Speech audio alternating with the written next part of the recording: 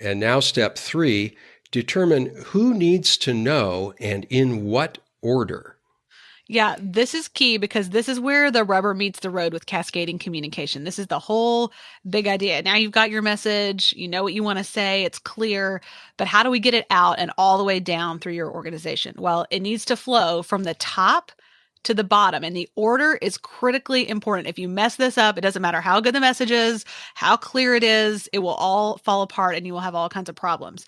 So the people who should be informed first are at the top. And this is really when you're still in the phase of, okay, Larry, I'm coming to you on my leadership team or my executive team with what I think is the messaging I want to share with the rest of the team, but I want to talk about it and make sure we're aligned first. And you may push back on me and you may say, I really agree with you on points number 1 and 2, but I think the third one has some big problems because you didn't think about this over here and how the sales team was going to respond to it.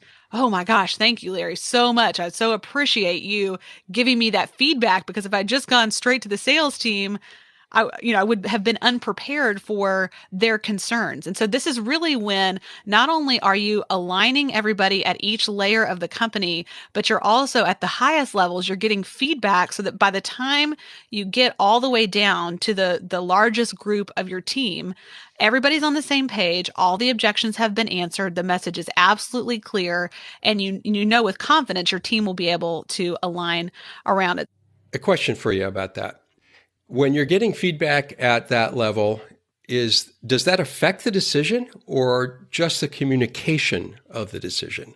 I would say mostly it affects the communication, but I mean, occasionally it affects the decision itself. Maybe what seems abundantly clear and like the right decision or strategy to you, once you get some input from those closest to you in your organization, may not be so obviously true. And that's okay. I mean, I think this is a place where a leader has to do that weird dance between confidence and self assurance and humility, because you need to come into the situation with a reasonable amount of confidence.